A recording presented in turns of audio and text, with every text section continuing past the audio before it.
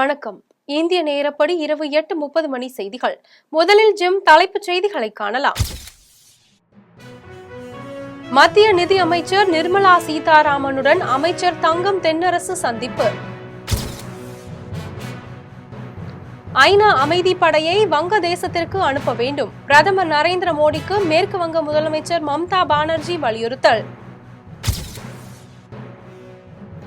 விழுப்புரத்தில் மழை வெள்ள சேதங்களை பார்வையிட்டு பொதுமக்களுக்கு நிவாரண உதவிகளை வழங்கினார் முதலமைச்சர் மு.க.ஸ்டாலின். புதுச்சேரியில் மழை வெள்ளத்தால் பாதிக்கப்பட்ட பகுதிகளில் குடும்ப அட்டைதாரர்களுக்கு தலா ரூபாய் 5,000 நிவாரணம் வழங்கப்படும். புதுச்சேரி முதலமைச்சர் ரங்கசாமி அறிவிப்பு. இஸ்லாமியர் கட்டியதால் தாஜ்மஹாலையும் இடிப்பீர்களா? மசூதி ஆய்வுகள் குறித்து கார்கே சரமாரி கேள்வி. திருவண்ணாமலையில் ஏற்பட்ட மண் சரிவில் புதைந்த வீடுகளுக்குள் 7 பேரை மீட்கும் பணிகள் தீவிரம். 7 பேரில் 4 பேர் சடலமாக மீட்பு. இனி விரிவான செய்திகளை காணலாம். அமைச்சர் தங்கம் தென்னரசு மத்திய நிதி அமைச்சர் நிர்மலா சீதாராமனை இன்று சந்தித்தார். தமிழ்நாடு நிதி சுற்றுச்சூழல் மற்றும் காலநிலை மாற்றத்துறை அமைச்சர் தங்கம் தென்னரசு மத்திய நிதி அமைச்சர் நிர்மலா சீதாராமனை இன்று மரியாதை நிமித்தமாக சந்தித்தார். புதுடெல்லியில் உள்ள நாடாளுமன்ற வளாகத்தில் அமைந்துள்ள நிதியமைச்சர் அலுவலகத்தில் இந்த சந்திப்பு நடைபெற்றது. இந்த சந்திப்பின் போது தமிழகத்திற்கு ஒதுக்க வேண்டிய நிதி விகிதாச்சார பிரச்சினை, ஜிஎஸ்டி வரி பங்கீடு உள்ளிட்ட பல்வேறு விவகாரங்கள் குறித்து ஆலோசித்ததாக தகவல் வெளியாகியுள்ளது. ஐநா அமைதி படையை வங்கதேசத்திற்கு அனுப்ப வேண்டும் என்றும் பிரதமர் நரேந்திர மோடி நேரடியாக தலையிட வேண்டும் என்றும் மேற்கு வங்க முதலமைச்சர் மம்தா பானர்ஜி வலியுறுத்தியுள்ளார். வங்கதேசத்தில் கடந்த ஆகஸ்ட் மாதம் ஷேக் ஹசீனா தலைமையிலான அவாமி லீக் ஆட்சி கவிழ்க்கப்பட்டதிலிருந்து சிறுபான்மையினரான இந்துக்கள் மீது குறிவைத்து தாக்குதல் நடத்தப்பட்டு வருகின்றன. இதுவரை 200க்கும் மேற்பட்ட கோவில்கள் தாக்குதலுக்கு உள்ளாகியுள்ளதாக தகவல் வெளியாகியுள்ளது. இஸ்கான் அமைப்பின் இந்து மத துறவிகள் கைது செய்யப்பட்டு வருகின்றனர்.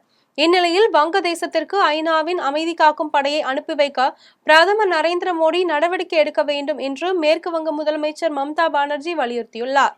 விழுப்புரத்தில் மழை வெள்ள சேதங்களை பார்வையிட்ட முதலமைச்சர் மு.க.ஸ்டாலின் பொதுமக்களுக்கு நிவாரண உதவிகளை வழங்கினார். விழுப்புரம் பேருந்து நிலையம், மாவட்ட ஆட்சியர் அலுவலகம் உள்ளிட்ட பல்வேறு பகுதிகளை மழைநீர் சூழ்ந்தது. மேலும் ஆயிரக்கணக்கான குடியிருப்புகளையும் மழை வெள்ளம் சூழ்ந்ததால் பொதுமக்கள் வீட்டை விட்டு வெளியே வர முடியாமல் தவித்து வருகின்றனர். இந்நிலையில் நேற்று துணை முதலமைச்சர் உதயநிதி ஸ்டாலின் விழுப்புரம் மாவட்டத்தில் மழை வெள்ளத்தால் பாதிக்கப்பட்ட பகுதிகளை பார்வையிட்டு மக்களுக்கு நிவாரணப் பொருட்களை வழங்கியதோடு மீட்பு பணிகளை விரைந்து முடிக்குமாறு அதிகாரிகளுக்கு உத்தரவிட்டார்.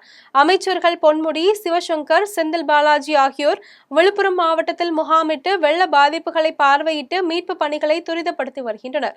இந்த நிலையில் விழுப்புரம் மாவட்டத்தில் மழை வெள்ள பாதிப்புகளை பார்வையிடுவதற்காக முதலமைச்சர் மு.க.ஸ்டாலின் இன்று காலையில் விழுப்புரம் மாவட்டத்திற்கு சென்றார். விழுப்புரம் ரெட்டியார் மில்லில் உள்ள விபிஎஸ் மெட்ரிகுலேஷன் பள்ளியில் அமைக்கப்பட்டுள்ள பாதுகாப்பு மையத்தில் முதலமைச்சர் ஆய்வு மேற்கொண்டு அங்கு தங்க வைக்கப்பட்டுள்ள பொதுமக்களுக்கு நிவாரண உதவிகளை வழங்கினார். விழுப்புரம் மாவட்டத்தை தொடர்ந்து கள்ளக்குறிச்சி மாவட்டத்திற்கு சென்று திருநாவலூர் ஒன்றியம் சேந்தமங்கலத்தில் சேதமடைந்த விவசாய பயிர்களை பார்வையிட்டார். அதன் பின்னர் உளுந்தூர்பேட்டை, செங்குறிச்சி டோல்கேட் பகுதியில் பாதிக்கப்பட்ட வீடுகளை பார்வையிட்டார். அதன் பின்னர் அங்குள்ள திருமண மண்டபத்தில் மழையால் பாதிக்கப்பட்ட பொதுமக்களுக்கு நிவாரண உதவிகளை வழங்கினார். ஆய்வின் போது பொன்முடி உள்ளிட்ட அமைச்சர்கள், அதிகாரிகள், மாவட்ட ஆட்சியரும் உடன் சென்றனர்.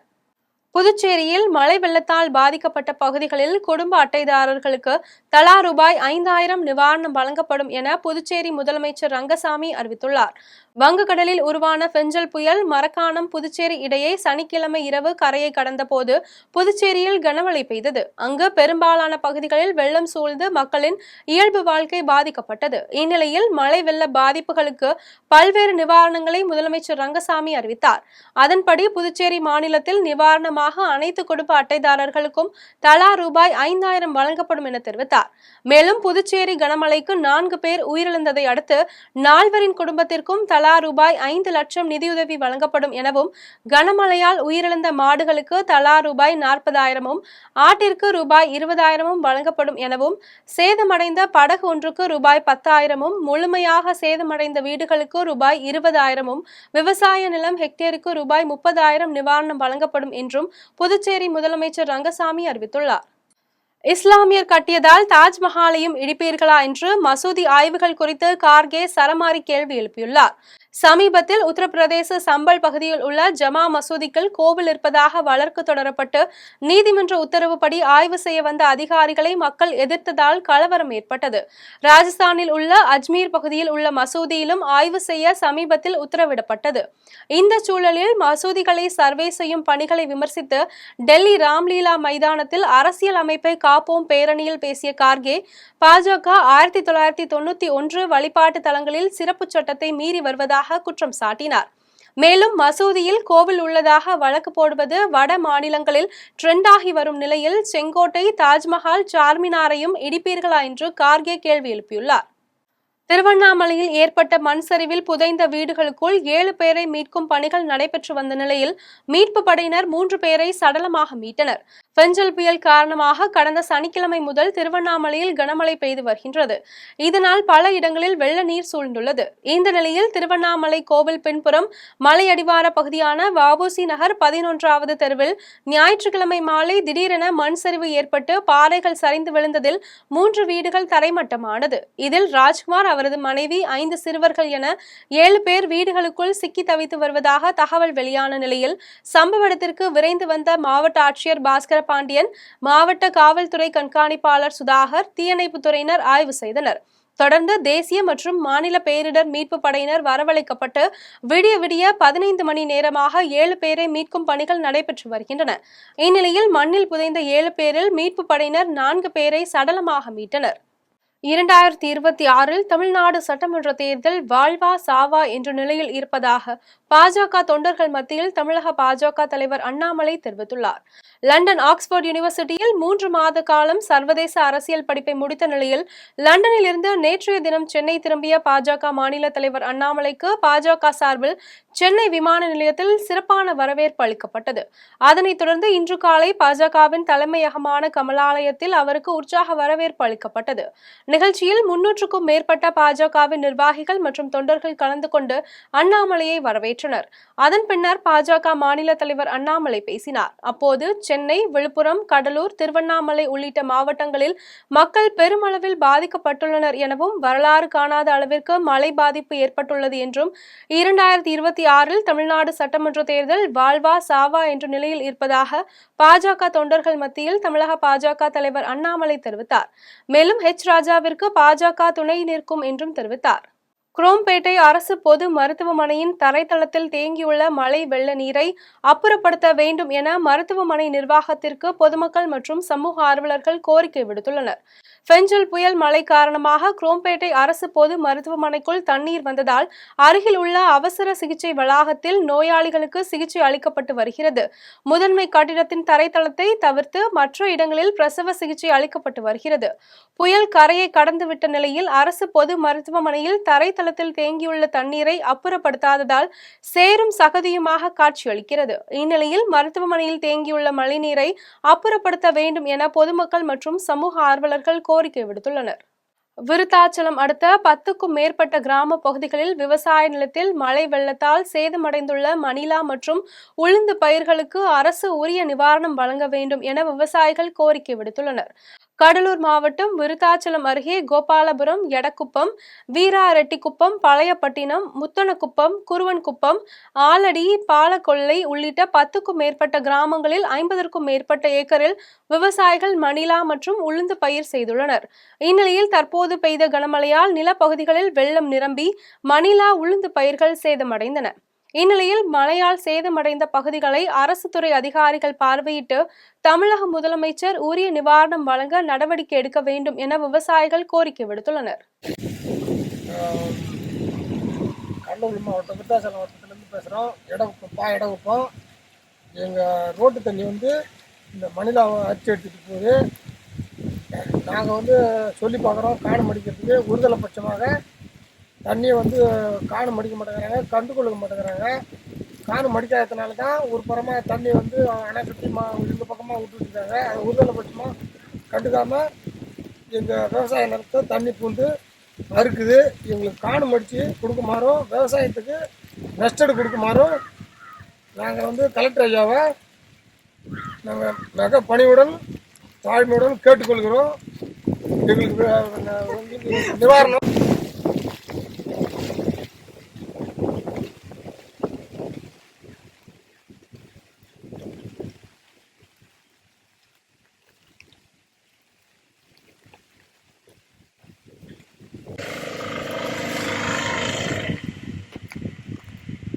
சாத்தனூர் அணையிலிருந்து முன் அறிவிப்பின்றி 1,68,000 கன அடி தண்ணீர் திறந்துவிடப்பட்டதால் வெள்ளத்தில் அடித்துச் செல்லப்பட்ட உடைமைகளை இழந்த பொதுமக்கள் மாவட்ட நிர்வாகத்தை கண்டித்து சாலை மறியலில் ஈடுபட்டனர். எந்த ஒரு எச்சரிக்கையும் அறிவிக்காமல் மாவட்ட நிர்வாகம் சாத்தனூர் அணையிலிருந்து தண்ணீர் திறந்துவிடப்பட்டதால் தென்பெண்ணை ஆற்றில் வெள்ளப்பெருக்கு ஏற்பட்டது. இதனால் கள்ளக்குறிச்சி மாவட்டம் மூங்கில்துறைப்பட்டு பகுதியில் உள்ள அண்ணா நகர் மற்றும் அதனை சுற்றியுள்ள 10க்கும் மேற்பட்ட கிராமங்களில் வெள்ள நீர் சூழ்ந்துள்ளது. வீடுகள் மற்றும் பொதுமக்களின் அத்தியாவசிய பொருட்கள் அனைத்தும் வெள்ளத்தில் அடித்து செல்லப்பட்டது. இதனால் பாதிக்கப்பட்ட மக்கள் திருவண்ணாமலை கள்ளக்குறிச்சி தேசிய நெடுஞ்சாலையில் சாலை மறியலில் ஈடுபட்டனர். அப்போது மூங்கில்துறைப்பட்டில் வெள்ளப்பகுதிகளை பார்வையிட வந்த மாவட்ட ஆட்சியர் பிரசாந்திற்கு சாலை மறியலில் ஈடுபட்ட மக்கள் கண்டனம் தெரிவித்தனர்.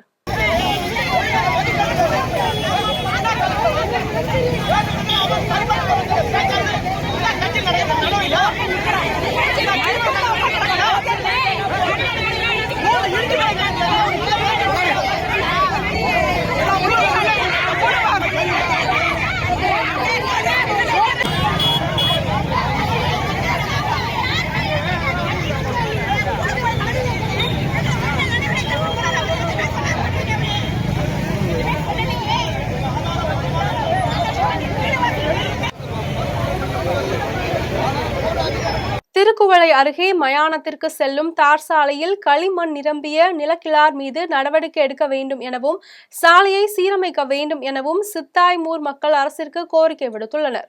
நாகை மாவட்டம் திருக்குவளை அருகே உள்ள சித்தாய்மூர் தெற்கு தெருவில் 100க்கும் மேற்பட்ட ஆதிதிராவிடர் மக்கள் வசித்து வருகின்றனர்.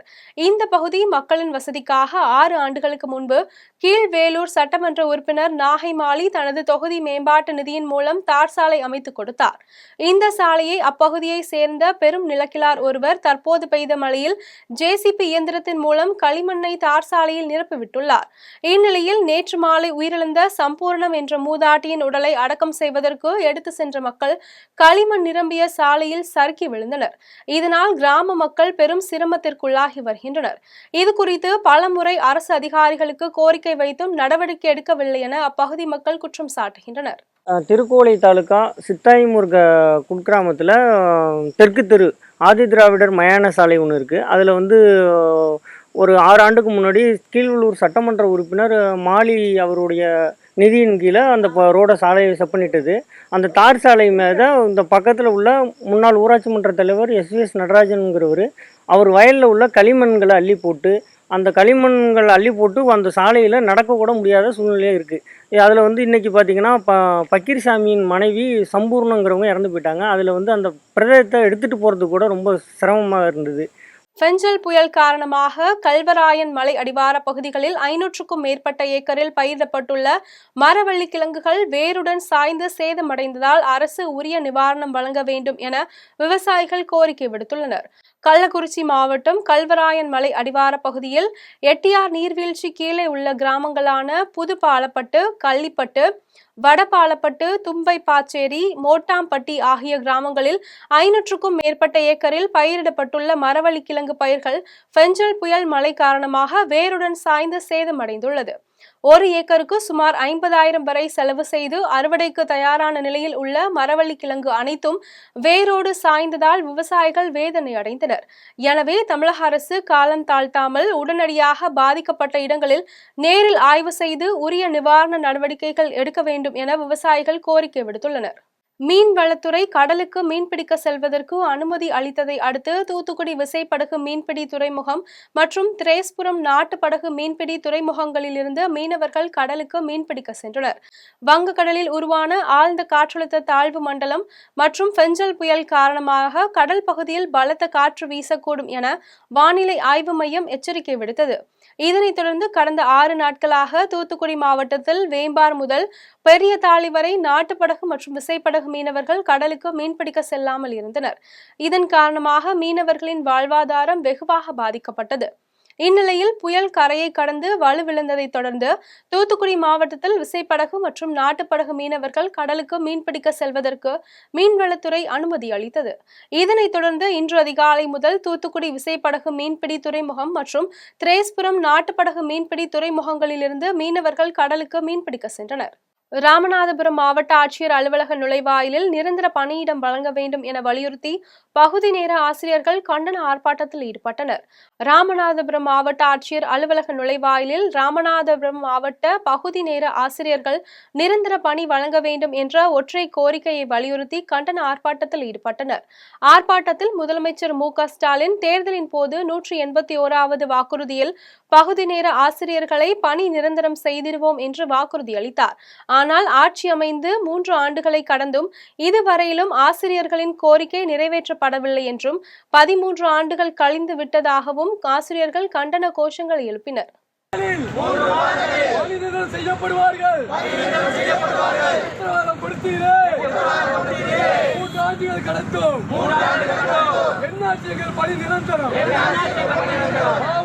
தேர்தல் அறிக்கையில் சொன்னதை பணி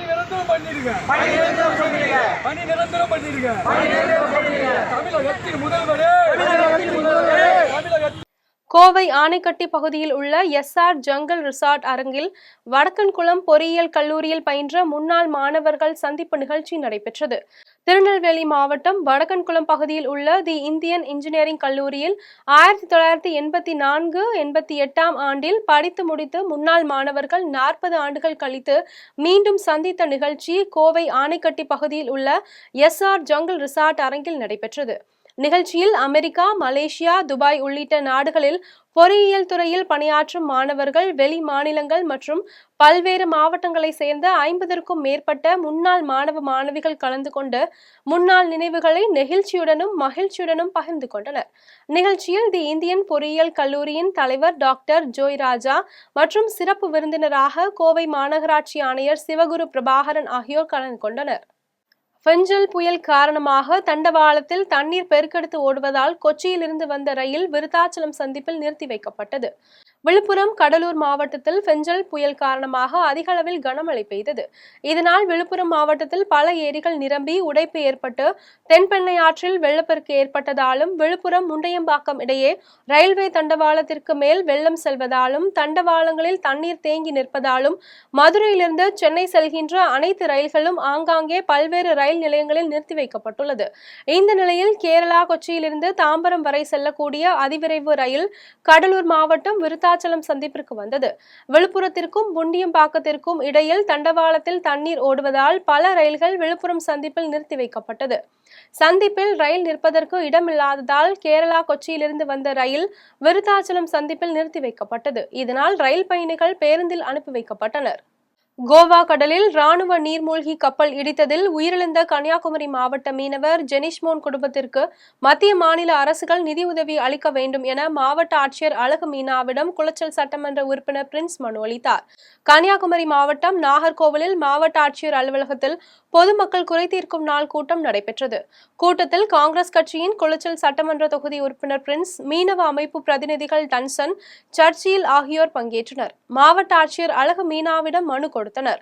அதில் கன்னியாகுமரி மாவட்டம் கொட்டில்பாடு கடற்கரை கிராமத்தை சேர்ந்த ஜெனிஷ்மோன் என்பவர் வெளி மாநில மீனவர்களுடன் கேரளா மாநிலத்திலிருந்து விசைப்படகு மூலம் மீன்பிடிக்க சென்றார். 10 நாட்களுக்கு முன்பு கோவா கடலில் மீன்பிடித்துக் கொண்டிருந்த போது ராணுவ நீர்மூழ்கி கப்பல் இடித்ததில் படகிலிருந்து மீனவர்கள் கடலில் தூக்கி வீசப்பட்டனர் என்றும் அதன் பின்னர் வேறு படகில் மீன்பிடித்துக் கொண்டிருந்த மீனவர்கள் மற்றும் கடற்படையினரை மீனவர்கள் உயிருடன் மீட்டனர். இந்த விபத்தில் கடலில் மாயமான ஜெனிஷ்மோனின் உடல் 2 தினங்களுக்கு முன்பு மும்பை கடலில் மீட்டு நேற்று சொந்த ஊர் கொண்டு வந்து அடக்கம் செய்யப்பட்டது என்றும் தெரிவித்தனர். மேலும் இறந்த மீனவரின் குடும்பத்திற்கு மத்திய மாநில அரசுகள் நிதி உதவி வழங்க வேண்டும், குடும்பத்தில் ஒருவருக்கு அரசு வேலை வழங்க வேண்டும் என மனுவில் கோரிக்கை விடுத்தனர். இதுகுறித்து சட்டமன்ற உறுப்பினர் பிரின்ஸ் செய்தியாளர்களிடம் தெரிவிக்கையில், ஜெனிஷ்மோன் எங்கள் தம்பி கேரளாவில் போட்டில் மீன் பிடிக்க போனாங்க. அதில் அவரும் அவரோட வேறொரு இளைஞரும் அவருக்கு உடம்பே நேற்றைக்கு தான் கிடைச்சிது. அவங்கள பாடி அவங்கள்ட்ட நேற்றைக்கு தான் கிடைக்கல. அவங்களுக்கு அவங்க குடும்பத்திற்கு உதவி வழங்க வேண்டும் என்று, இது வந்து நம்முடைய ரைட், அவங்க பெற்றுக்கொள்ள வேண்டிய அதிகாரத்தை பெற்றுக்கொள்வதற்கு மாவட்ட ஆட்சியரை சந்திக்கிறோம். மாவட்ட ஆட்சியரிடம் மனுவை கொடுத்துருக்கோம். மத்திய அரசு 50 லட்சம் கொடுக்கணும், தமிழக அரசு 45 லட்சம் ரூபா, 25 லட்சம் ரூபா கொடுக்கணும், என்னெல்லாம் உதவி உண்டோ வீட்டு குடும்பத்துக்கு வேலை வாய்ப்பு கொடுக்கணும், இதெல்லாம் கேட்கலாம்.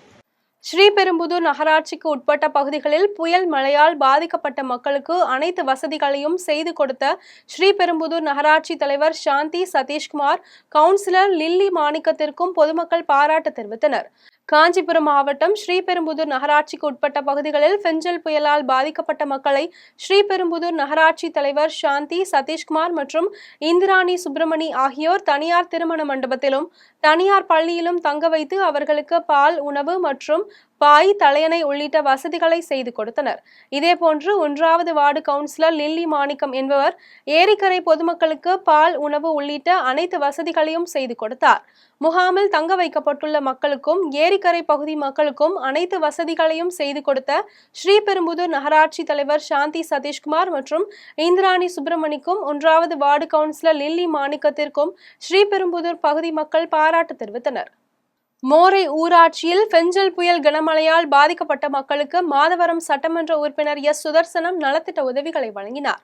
மாதவரம் தொகுதியில் வில்லிவாக்கம் வடக்கு ஒன்றியம் மோரை ஊராட்சிக்கு உட்பட்ட ஜே நகர் பகுதியில் பெங்கல் மற்றும் கனமழையால் பாதிக்கப்பட்ட 55 குடும்பங்களுக்கு தார்பாய், போர்வை உள்ளிட்ட நலத்திட்ட உதவிகளை வழங்கும் நிகழ்ச்சி வில்லிவாக்கம் வடக்கு ஒன்றிய செயலாளர் மோரை கோ. தயாளன் தலைமையில் நடைபெற்றது.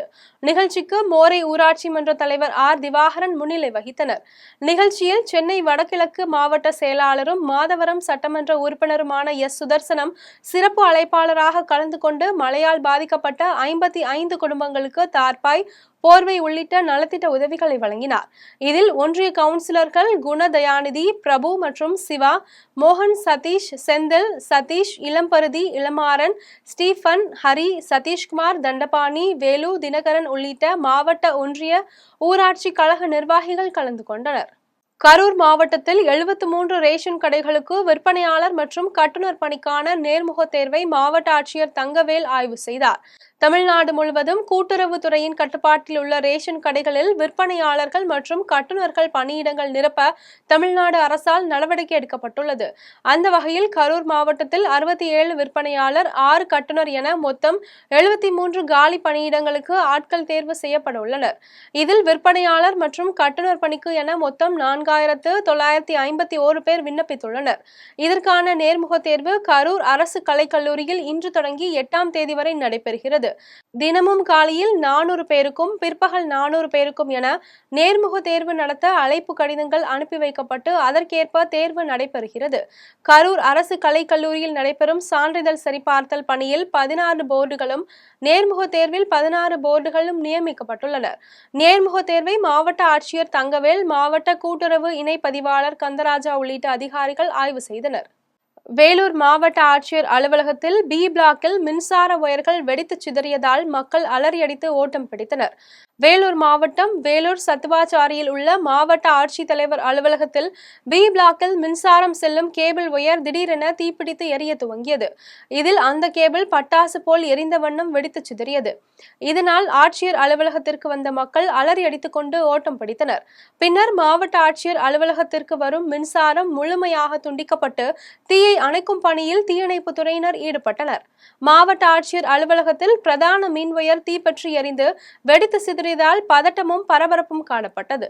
திருவண்ணாமலை மாவட்டம் மங்களம்புதூர் கிராமத்தை சேர்ந்த கண் குறைபாடுடைய காசியம்மாள் மண் சுவர் வீட்டில் வசித்து வந்த நிலையில் அவரது வீட்டின் பக்கவாட்டு சுவர்கள் இடிந்து விழுந்ததில் காசியம்மாள் செய்வதறியாமல் திகைத்து வருகிறார்.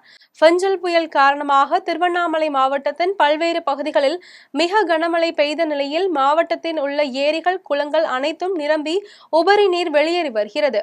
இந்நிலையில் மங்களம்புதூர் கிராமத்தை சேர்ந்த காசியம்மாள் தனது மண் சுவர் வீட்டில் மதிய நேரத்தில் உறங்கி கொண்டிருந்த போது வீட்டின் பக்க சுவர்கள் இடிந்து விழுந்தது. இதன் காரணமாக மேலே பதிக்கப்பட்டிருந்த ஓடுகள் அனைத்தும் சரிந்து விழுந்து வீடு சேதமடைந்தது. இதனை கண்ட பக்கத்து வீட்டு இளைஞர் ஒருவர் காசியம்மாளை வீட்டிலிருந்து வெளியே அழைத்து வந்து வீட்டு வாசலில் அமர வைத்தார். வீடு இடிந்ததை அறிந்த மூதாட்டி செய்வதறியாது வீட்டு வாசலில் அமர்ந்துள்ளார். மேலும் உள்ளாட்சி நிர்வாகம் தனது வீட்டை சீரமைத்து தர நடவடிக்கை எடுக்க வேண்டும் என காசியம்மாள் கோரிக்கை விடுத்துள்ளார். மாதவரம் தெற்கு பகுதி 32வது வட்டத்தில் 1000 பேருக்கு சிக்கன் பிரியாணி வழங்கும் நிகழ்ச்சி நடைபெற்றது. மாதவரம் தெற்கு பகுதி 32வது வட்டத்தில் தமிழ்நாடு துணை முதலமைச்சர் உதயநிதி ஸ்டாலின் பிறந்த நாளையொட்டி மாவட்ட பிரதிநிதி செல்வம் ஏற்பாட்டில் 1000 பேருக்கு பிரியாணி வழங்கும் நிகழ்ச்சி புத்தகரம் 40 அடி சாலையில் அண்ணா சிலை அருகே நடைபெற்றது.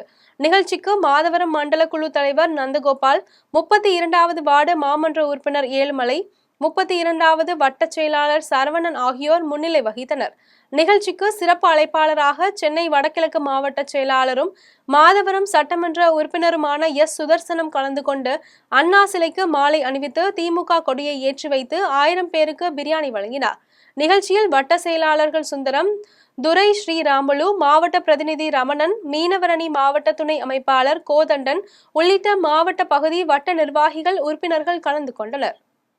பெஞ்சல் புயல் காரணமாக அம்பத்தூரில் வீடு இடிந்து சேதமடைந்ததால் ஆட்டோ ஓட்டுநரின் குடும்பத்தினர் வாழ்விடத்தை இழந்து தவித்து வருகின்றனர். சென்னை அம்பத்தூர் மேனாம்பேடு பகுதியில் ஆட்டோ ஓட்டுநர் அருண் என்பவர் மனைவி கோமதி மற்றும் 2 மகன்களுடன் வசித்து வருகின்றனர்.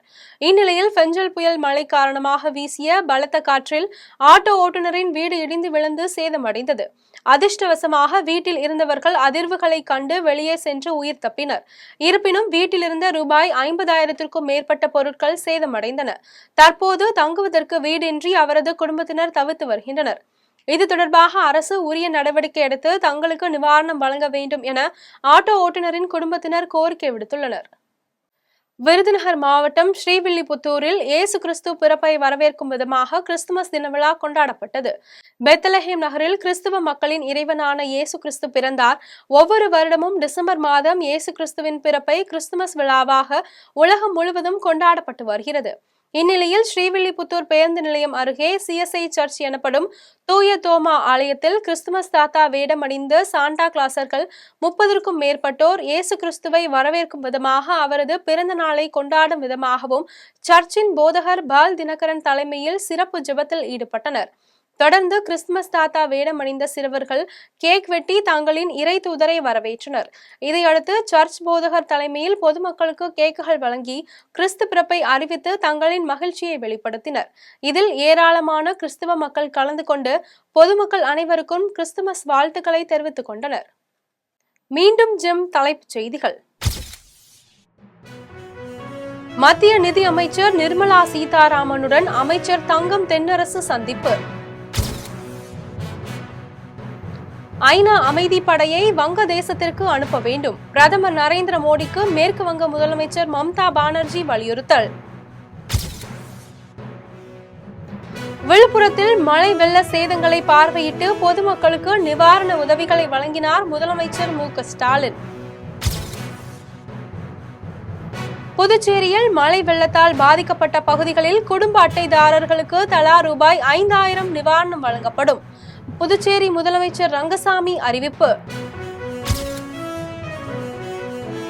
இஸ்லாமியர் கட்டியதால் தாஜ்மஹாலையும் இடிப்பீர்களா? மசூதி ஆய்வுகள் குறித்து கார்கே சரமாரி கேள்வி.